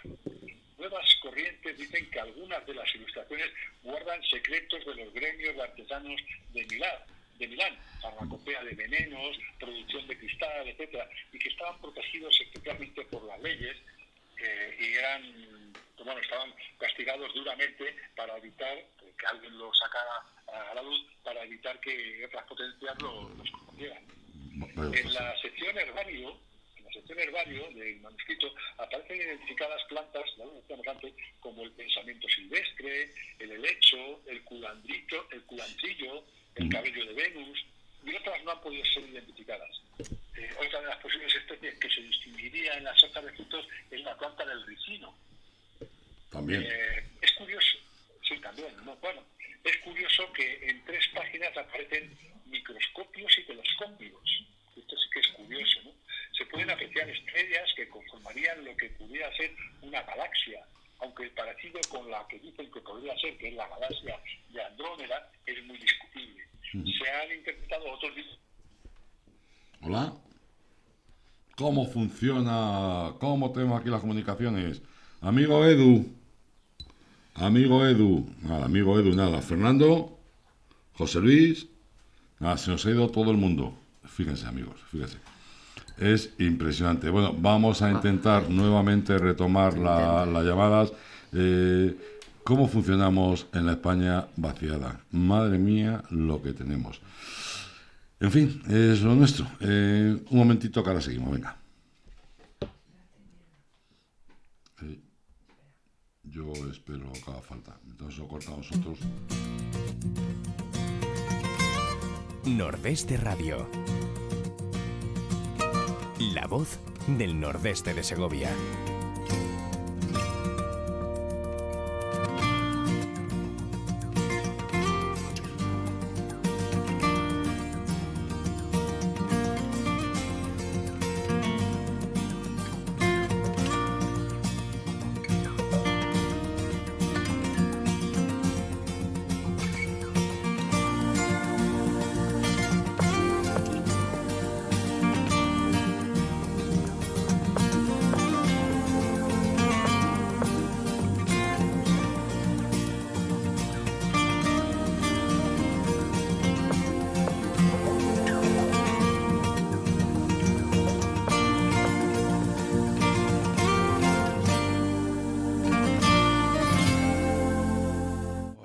Pues ustedes verán que todo son facilidades, todo es comodidad, todo es alta tecnología y es... ¿Quién no va a poner una empresa como Dios manda aquí con todas las ventajas de las que gozamos? Fernando Galán, ¿te he recuperado? Sí, por Dios digo, por Dios. Bueno, pues ya tenemos... Es un acicate más para instalarse allí y... Sí, ya tenemos... No hay ningún tipo de problema. Ya tenemos a uno. Lo que es curioso es que el tema de Internet no se ha ido. Hombre, por una razón muy simple, porque tenemos lo que es la edición, lo que está editando, lo que está saliendo, lo que es la señal, lo estamos haciendo por cable. Si no, sería imposible, vamos. Lo hacemos siempre por cable, porque si es por wifi sería imposible. Lo hacemos por cable. Insisto, y tengo la gran suerte de que aquí tenemos fibra, que no en todos sitios hay, ¿eh? Tenemos fibra, que es los pocos sitios donde hay fibra. Y fíjate, y está conectado con cable. Si fuera por wifi, nada. Con la fibra dicen que se va bien al váter. Sí, muy bien, muy bien. Es el único sitio donde vamos. Sí, bien traído, bien traído. Pero vamos. Venga, Edu, que ya nos queda poco. Dime. ¿Dónde me ha dejado colgado el ministro del ramo? ¿Pero dónde me ha dejado? ¿Dónde estaba? ¿En la sección del herbario o dónde? ¿El qué? ¿Que dónde me ha dejado colgado el ministro del ramo? ¿Que dónde te ha dejado colgado el que no te entiendo? El ministro sí, que no sabe dónde quedó antes del corte. ¿No sabes por dónde ibas? Es impresionante, de verdad. No sueñes con empezar otra vez, ¿eh? Yo voy a seguir por Yo creo que es alucinante, de verdad. Venga, anda, tú. Bueno, decía que en la sección de herbario, aparte de identificar las plantas... Eso ya habías contado. Sí. Siguiente. Pues entonces, hasta el ricino, ¿no? Hasta el ricino había contado. El ricino también lo habías contado. Estaba ya con las galaxias. Estaba con las galaxias. Sí. Bien, estupendo. Venga. Entonces digo que después de esto de las galaxias, digo que se habían interpretado también otros dibujos como células vistas a través del microscopio. Y ello implicaría un origen moderno del manuscrito, siglo XVII después de Cristo. Y esto es más que medieval, con lo cual pues tampoco parece razonable que eso sea así. En definitiva, son solo interpretaciones visuales de quien no entendía lo que veía realmente. Pero sí se ha llegado a decir que el manuscrito, fíjate, se ha llegado a decir, es alucinante, que el manuscrito poseía conocimientos avanzados de energía nuclear, lo cual es absolutamente absurdo. Lo que pasa es que, claro, ahí entras en el mundo de lo que de cada uno diga lo que quiera, claro. Efectivamente. Bueno, hay varias hipótesis acerca de la lengua en que se ha escrito. Esto sí que es interesante. Se ha propuesto que podría ser un cifrado de letras, que es la hipótesis más estudiada. También un cifrado con libro de código, es decir, que tendríamos que ir a un diccionario especial y desconocido para descifrar el manuscrito. El código. También un cifrado visual, que explicaría que el texto estaba escrito en hebreo codificado, que es lo que decías tú antes, Ezequiel. En fin, otro grupo de posibilidades nos haría estar aquí explicándolas durante 3 programas. Sí, y no llegaríamos. Por terminado para centrarnos en lo más actual. No, me parece... Que un académico... Sí, sigue. No, digo que lo más actual es que un académico de la Universidad de Bristol, de Inglaterra, ha logrado descifrar de Bristol. Sí. Además, esa noticia, que yo no me la creo, esa noticia además sale en Europa Press. Es reciente, sí, del año pasado. Sí. Pues te digo que este académico, un tal Gerald Seaside, ha logrado por fin descifrar el código del texto más misterioso del mundo, que ha sido durante años el mayor reto para lingüistas y criptógrafos. Este investigador necesitó 2 semanas utilizando una combinación de pensamiento lateral e ingenio para identificar el lenguaje y el sistema de relación del famoso documento hasta entonces inescrutable. Seaside describe cómo descifró con éxito el códice del manuscrito y al mismo tiempo reveló el único ejemplo conocido de lengua protorromance, y aquí es donde está la clave. Dice él: experimenté una serie de momentos eureka mientras descifraba el código, seguido de una sensación de incredulidad y emoción cuando me di cuenta de la magnitud del logro, tanto en términos de su importancia lingüística como de las revelaciones sobre el origen y el contenido del manuscrito. Este manuscrito fue compilado por monjas dominicas como una fuente de referencia para María de Castilla, reina de Aragón, y tía abuela de Catalina de Aragón. Sí. Por todos sitios aparte de España. Sí. El manuscrito está escrito en protorromance, como decía, que es una de las lenguas romances ancestrales y que son romances como hoy en día el portugués, el español, el francés, el italiano, rumano, el catalán, el gallego, es decir, muchas lenguas romances, ¿no? Pero este es ancestral.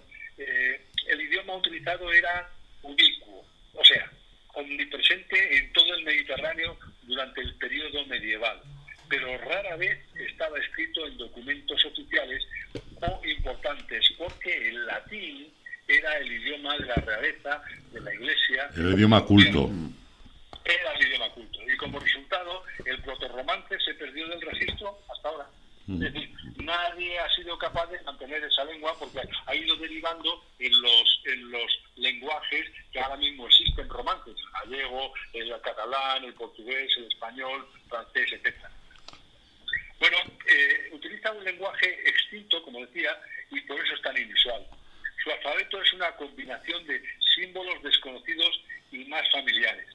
No incluye signos de puntuación dedicados, aunque algunas letras tienen variantes de símbolos para indicar puntuación o acentos fonéticos. Todas las letras están en minúsculas y no hay dobles consonantes. Incluye diptongos, trivalentes, cuadrifongos e incluso quintifongos para la abreviatura de componentes fonéticos. También incluye algunas palabras y abreviaturas en latín. En fin, que tras vueltas y más vueltas, la realidad era todavía más novelesca de lo que se creía. Un idioma perdido. Y seguimos. Y a mí, sigue. personalmente, como decía al principio, que soy curioso, me encantaría conocer este idioma de nuestros antepasados y su grafía. Sería bastante chulo. Incluso sería un idioma para que pudiéramos hablar en toda Europa sin las dificultades actuales. Eso es lo ideal. De todas formas, lo ideal sería también a ver si de verdad alguna vez se consigue traducir este manuscrito, porque estamos todos como muy curiosos. Ahora mismo el tema está como sigue. Se ha conseguido descubrir la grafía y se ha descubierto el idioma que era, pero no se sabe realmente todavía lo que pone, porque para eso se necesita mucho tiempo y mucho dinero. Saber quién lo da. Se está hablando hasta de inteligencia artificial. Está utilizando prácticamente todos los medios que tenemos a su alcance, ¿eh? Hay una cosa clara, Eduardo, por mucho que se diga que está en protorromance y que no ha quedado ninguna muestra de aquella escritura, seguro que alguna muestra tiene que haber. Lo que pasa que, lógicamente, no están al alcance de prácticamente nadie. Yo te digo una cosa, en la Iglesia, en la Biblioteca del Vaticano, seguro que hay documentación. Lo que pasa que, claro, llegar a ello y poderlo estudiar, poderlo analizar, que te dejen verlo, eso es muy complicado. Perdona, incluso que lo encuentren ellos, porque no saben ni lo que hay. Incluso que lo encuentren ellos, pero te garantizo que si algún libro existe escrito en esa lengua, que seguro que algo hay, ya que alguien escribió uno, no va a haber una cosa sola. Y si realmente ya lo han puesto lo han datado en una época determinada, sí se pueden buscar raíces a eso. Tiene una dificultad añadida. No olvidemos que el protorromance era un idioma que efectivamente era ubicuo y que además lo debía de conocer en todos los monasterios y todos los sitios. Sin embargo, en esa época, en la época en la que se escribió, ya estaban empezando a aparecer los lenguajes actuales. Anterior a eso es cuando está el primer escrito en castellano antiguo, en castellano. Sí, sí, está claro, si lo que dice... Y lo mismo pasaba en Italia y lo mismo pasaba en Francia, que ya el idioma del pueblo iba evolucionando y este idioma se había quedado única y exclusivamente para los monasterios. Sí, y además era hablado nada más, o sea que no quedan fuentes escritas, pero seguro que algo existe de alguna manera, porque ya saben un poco dónde buscar para ver si es cierto todo esto, claro. Eduardo Gordo, no te vayas, que tenemos que seguir hablando. Muchísimas gracias, la verdad es que ha estado interesantísimo el tema del manuscrito Voynich. Espérate, ahora un segundito, Claudia nos va a poner cosas y vamos a hablar de nuestros animaletes, que tanto nos gustan a todo y tanto espacio ocupan. Un segundito y hablamos de estos animalitos. Y luego no nos olvidemos que vamos a hablar de Antonio de Villacastín, que nos va a contar José Luis, un hombre un segoviano que tuvo mucho que ver con el monasterio del Escorial, ya como he mencionado antes a Felipe II. Cuando quieras, Claudia. Reactivando el empleo de la provincia. Desde Reimpulsa, línea de actuación enmarcada en el Plan Socioeconómico Segovia Provincia Reactiva de la Diputación de Segovia, invertiremos más de 3 millones de euros junto con nuestros ayuntamientos para crear más de 350 puestos de trabajo directos en todos los pueblos de nuestra provincia. Consulta más información en la web www.dipsegovia.es. Segovia, provincia reactiva. Da la luz un poquito, Ah, que estoy dentro, qué bien, es que no había visto la luz, se me había ido.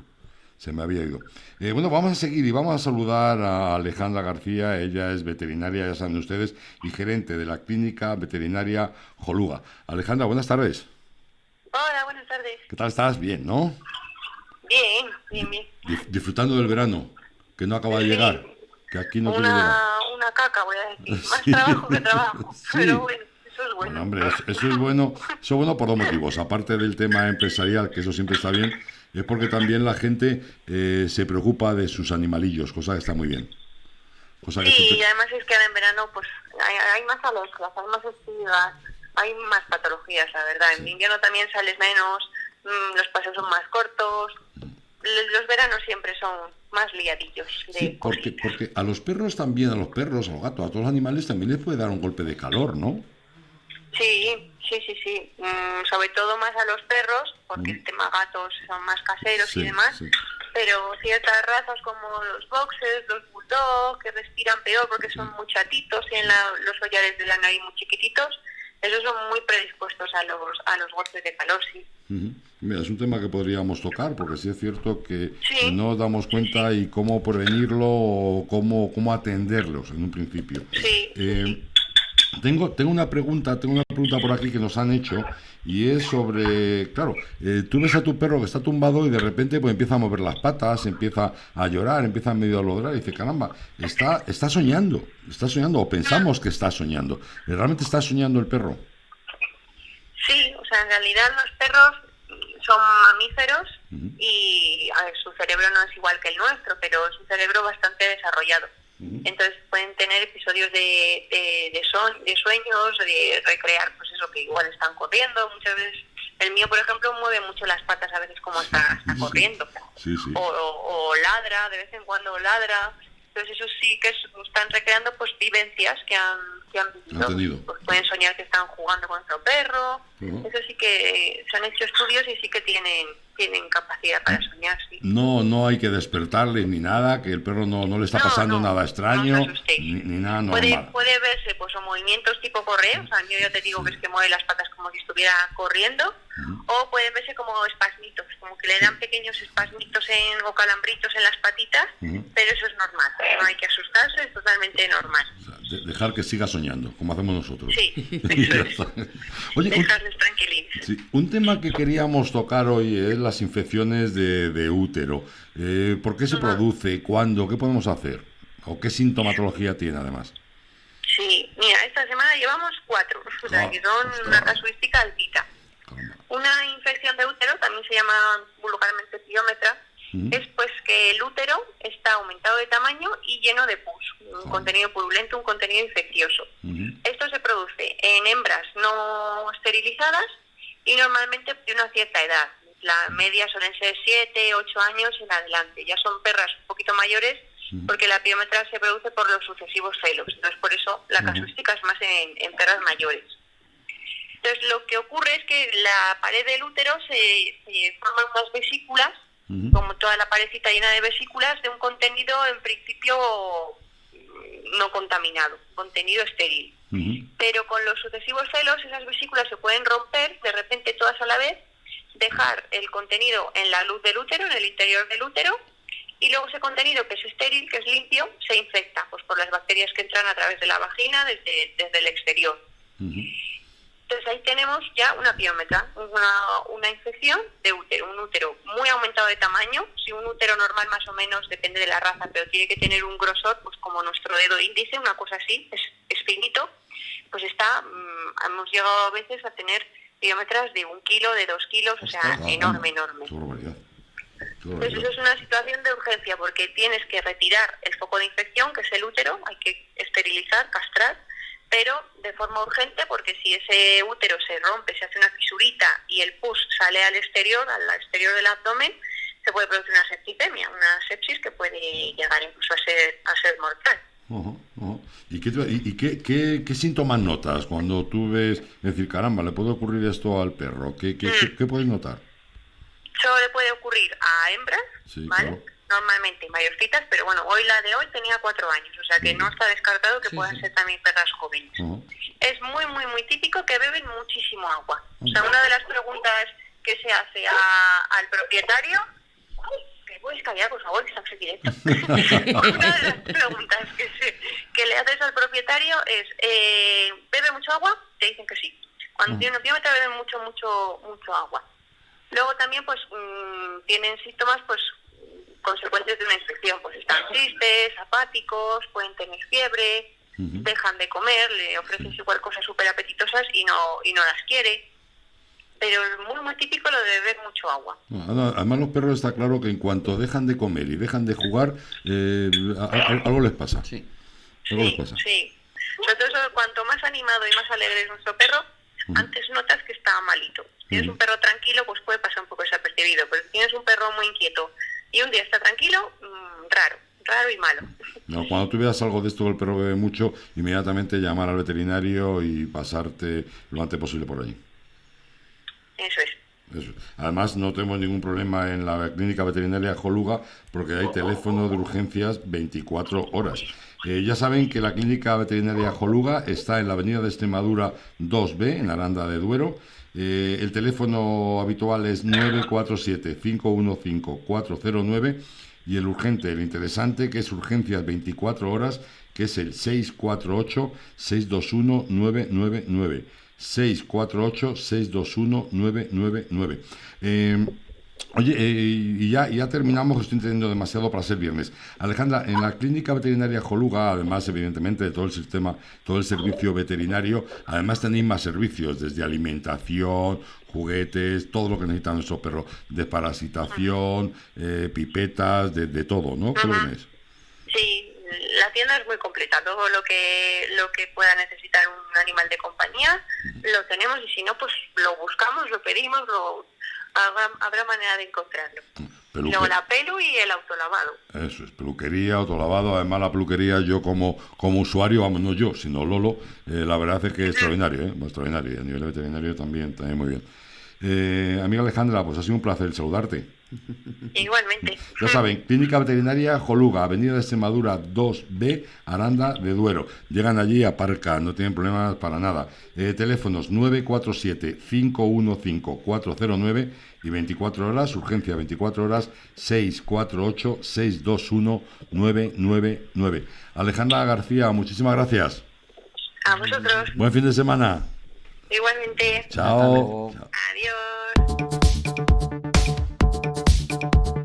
¿Necesitas ayuda para diseñar o llevar tu página web, cartelería o redes sociales? ¿Quieres pasar tu negocio al mundo online y no sabes cómo? En Radio Argo y Más podemos ayudarte. No dudes en ponerte en contacto con nosotros al 671-091-098. Tenemos tu solución. 671-091-098.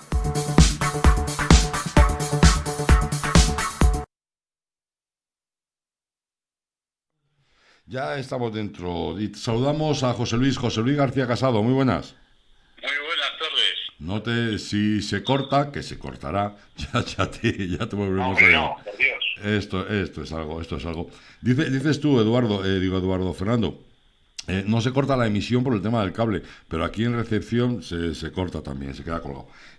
Bueno, insisto, y es fibra, José Luis, vamos a hablar de un personaje muy poco conocido, un segoviano absolutamente emblemático que tiene mucho que ver con el monasterio del Escorial. Estamos hablando de Antonio de Villacastín. ¿Qué nos cuenta de Antonio de Villacastín?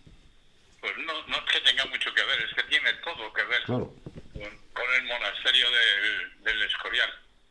Así que hoy, como pensaba iniciar el programa, pues eso, diciendo que este nuevo programa, de este nuevo gobierno, de la nueva normalidad, si es que así puede llamarse, y dentro del repaso que estamos haciendo de personajes notables que vienen a la luz en Segovia, pues vamos a dar un pequeño repaso a la vida y obra de este fraile jerónimo, que se llamaba Antonio de Villacastín. Bueno, se llamaba de otra manera, pero es que los frailes, cuando profesan, se cambian el apellido por el gentilicio. No, pero tú sabes que también la mayoría, muchos apellidos son gentilicios. Antes se utilizaba mucho el principio de apellido, utilizaba así, fulanito de tal, y se mencionaba o el nombre del artesano, de la función que hacía, del empleo que tenía, y también o de dónde era, eso era así. Bueno, sí, Efectivamente, pero vamos, Un ejemplo claro es el de Rodríguez Zapatero. ¿El qué? El de Rodríguez Zapatero es un ejemplo claro. Bueno, pero eso será por otra cosa. Pero ese se han dedicado a los zapatos de otros, no nos conviene hablar. Sí, venga, que no acabamos.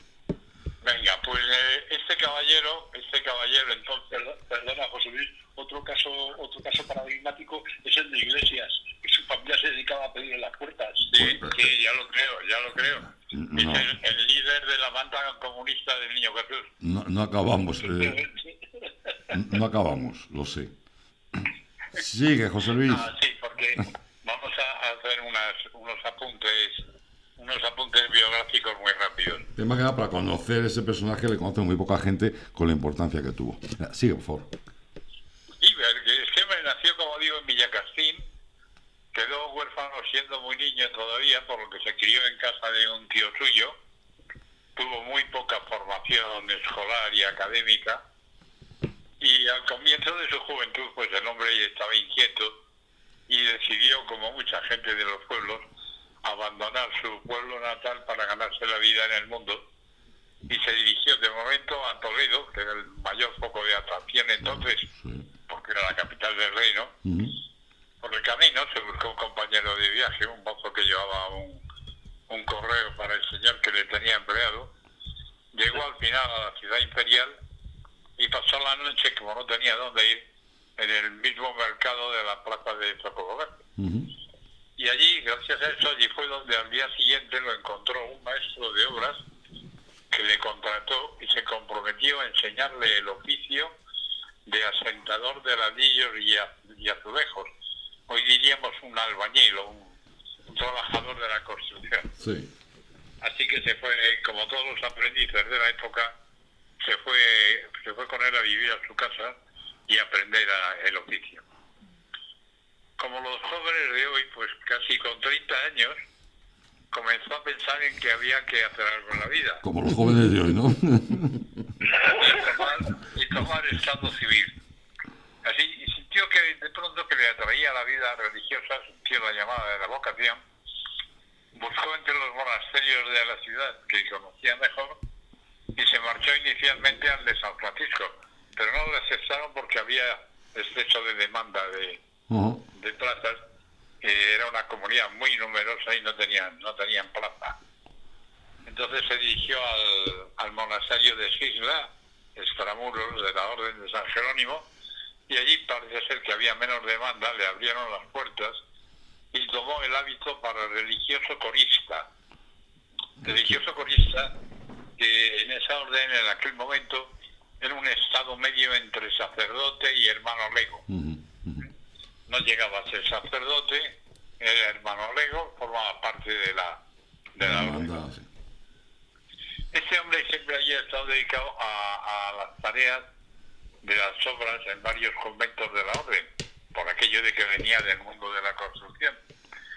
En el suyo de las islas, de las hermanas de San Pablo en Toledo, y le vino muy bien porque le dio notoriedad cuando intervino decisivamente en la construcción del cuarto del emperador Carlos I en Yuste.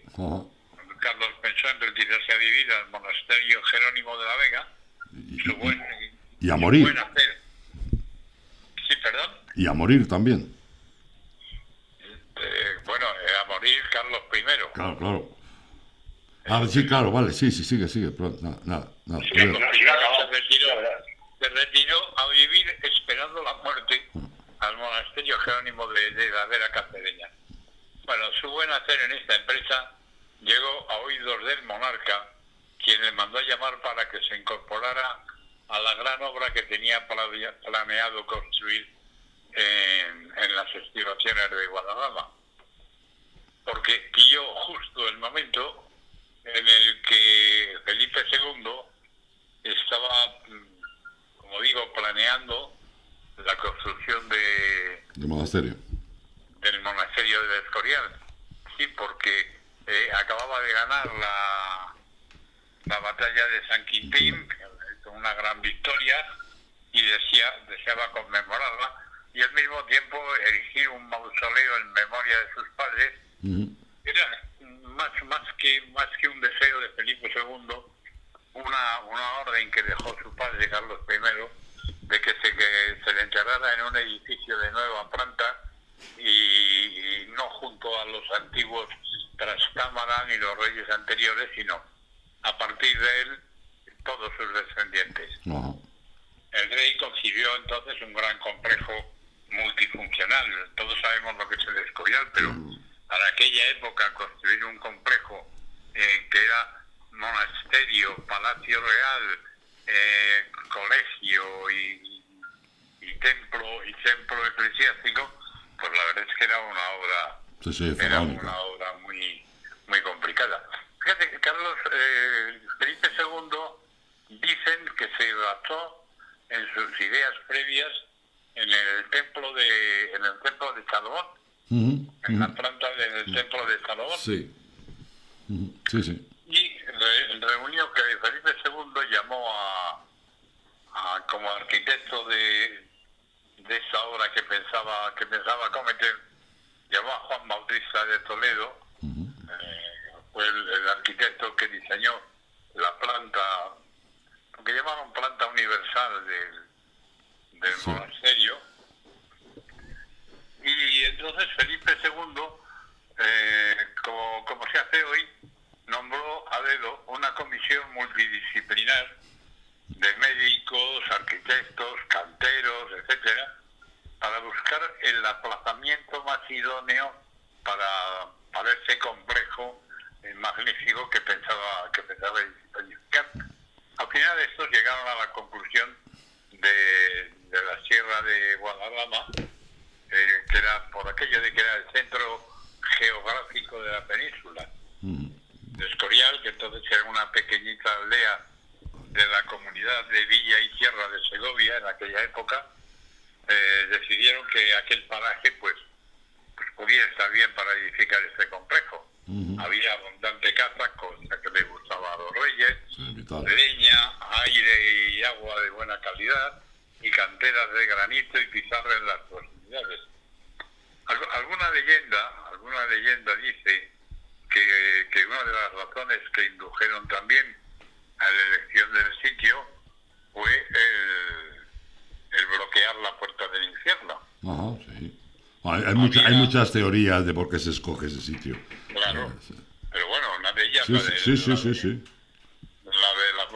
boca del infierno, la entrada al infierno, pues venía dada también, ni más ni menos, porque ahí lo que había era la entrada de una antigua mina y que la gente había explorado. Se dice incluso que algunos que lo habían intentado habían entrado por ese túnel y no habían salido. En fin, todos los mitos y leyendas que queremos imaginarnos con relación a lo que era la entrada del infierno. Al final no era más que una bocamina. Pero bueno, con lo que se le puso encima, ni infierno ni historia. Ya no pasa nada. No había manera. Exacto.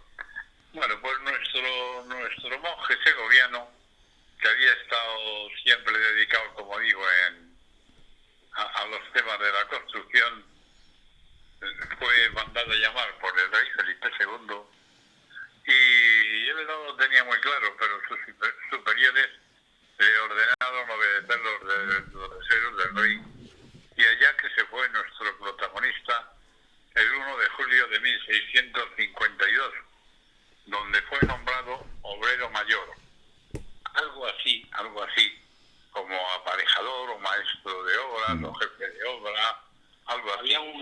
Había un término que se utilizaba entonces para los maestros de obra, constructores y demás, que era alarife. Sí, también, pero este era un poco el jefe de los algarifes, efectivamente. Sí. Bueno, allí se quedó, digo que llegó en 1652, y allí se quedó ya el resto de su vida, hasta que casi ciego largo y en una venerable ancianidad, falleció el 4 de marzo de 1603. La figura de Antonio Villacastín como obrero mayor del Escorial pues llena toda la fase constructiva del monasterio, desde la primera piedra, el 23 de abril de 1563, hasta la última, que tuvo lugar el 13 de septiembre de 1584. Y allí estuvo de forma completa y fecunda, lo que lo recogen todos los historiadores jerónimos del Escorial, diciendo de él que no sea yo otro más experimentado en cosas de edificar que él, ensalzándole a lo más alto.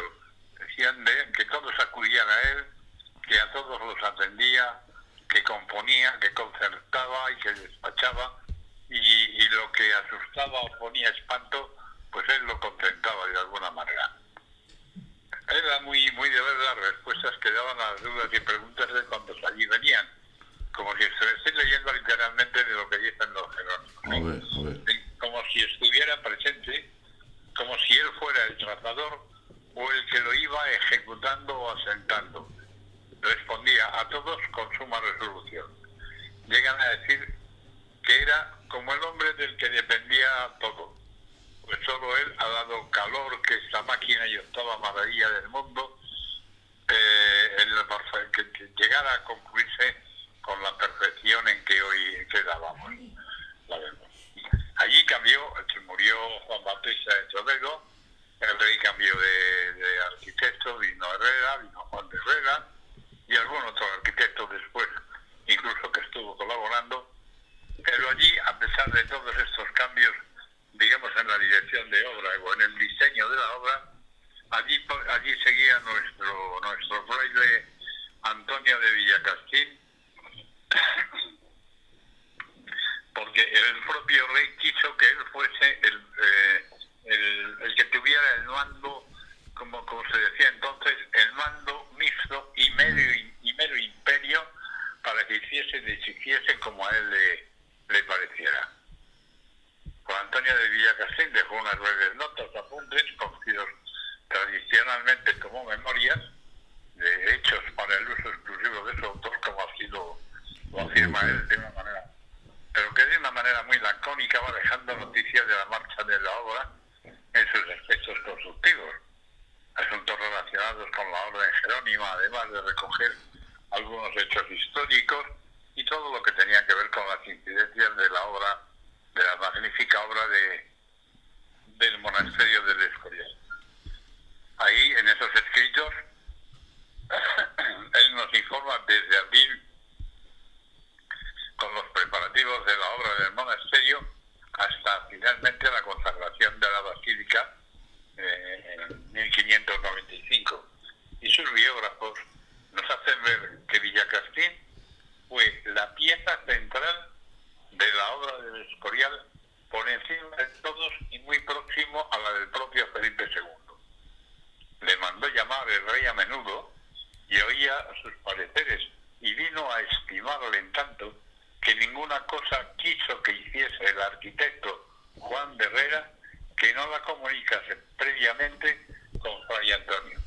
Y si no le contentaba a Fray Antonio, tampoco le contentaba al rey. Claro, pero tú fíjate que realmente la fama y la autoría de la arquitectura del monasterio del Escorial lo tiene Juan de Herrera. Sí, el mérito es de Juan de Herrera y Juan de Toledo. Ajá, y Juan de Toledo al principio, claro. Y del neoclasicismo, del no sé qué.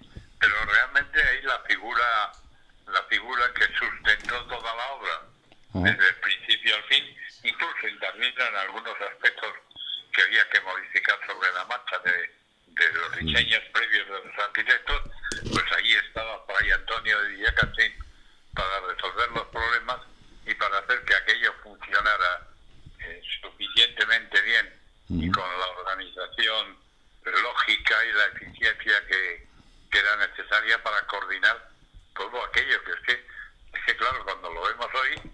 Un día podemos dar los números del Escorial, que son impresionantes. Pero continúa, venga. Bueno, pues nuestro fraile aprovecha en una ocasión el responder a una carta de un flamenco tenía apuntado por aquí, pero para informarle cumplidamente, y le dice: y pues vuesa merced va a su propia patria, está bien que lleve algunas cosas de las grandezas de esta casa que contar por allí, como persona que lo ha visto por sus ojos y podrá dar fe de ello como testigo de vista. Aquí Villacastín, dentro de sus limitaciones, quiere que en Flandes, el Ermit, así se llamaba el flamenco, hable con conocimiento de la gran obra de San Lorenzo y de don Felipe, que la ha hecho posible. La casa tiene un fin propagandístico, naturalmente, dándole al remitente una visión general, pero con detalles significativos, de algunos temas claves como trazas, librerías, reliquias, órganos, alfistas, división y distribución del edificio, articulación de partes, etcétera.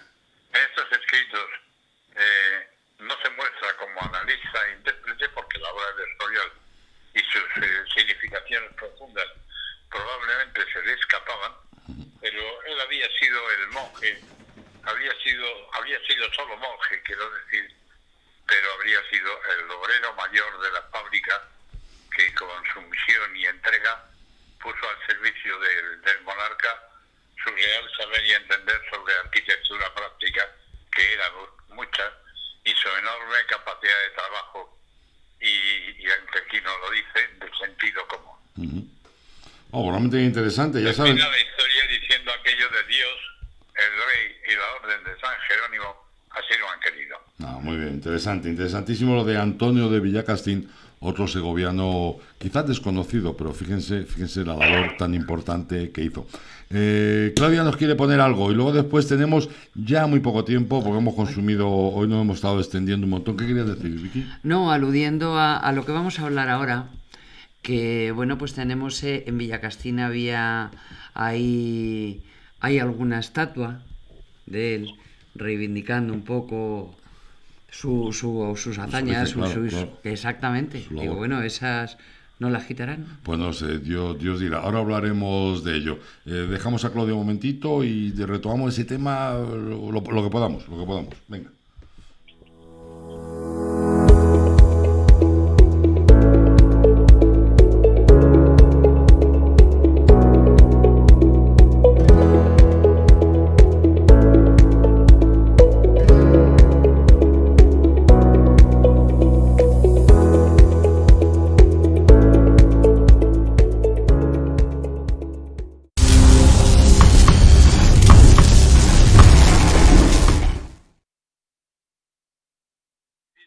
Venga, que ya estamos. Tenemos muy poco tiempo para un tema que realmente nos está sorprendiendo a todos y que hoy quería mostrarlo aquí a Nordeste Radio. Y es lo que está ocurriendo otra vez con la leyenda negra, la hispanofobia, y que lo están pagando un montón de estatuas absolutamente distintas, porque tenemos de Fray Junípero Serra hasta Cervantes. Ya me contarás tú a mí qué tiene que ver una cosa con otra, pasando por supuesto por Colón. Rapidito, ¿qué opináis de esto? Fernando, Eduardo, José Luis. Venga, que hay una incultura y son unos paletos de 3 pares de nariz. Así, rapidito. Y que tenemos unos gobernantes, evidentemente, claro, ya vemos el amor que tienen por España y todo lo que ha hecho España por la civilización y por la cultura de toda América, que no lo defiende nadie. Y resulta que ahora sale un tal Donald Trump defendiendo lo que deberíamos estar defendiendo, o lo que deberían estar con unas siguientes todos nuestros gobernantes, ¿no? Pero bueno, estamos como estamos y ya está. Se le llama a Isabel la Católica, se le llamará fascista. Ya veremos. Fernando, yo creo que todo se resume con muy pocas palabras. En definitiva, lo que está sucediendo con el tema de esa iconoclastia que ahora invade el mundo no es ni más ni menos que analfabetismo. Exactamente. No es ni más ni menos que ignorancia, y me da igual en qué lado de la frontera nos pongamos. José Luis, creo que es algo más profundo. se aprovechan de los ignorantes para una labor de destrucción de la civilización actual. Vale, ahí va.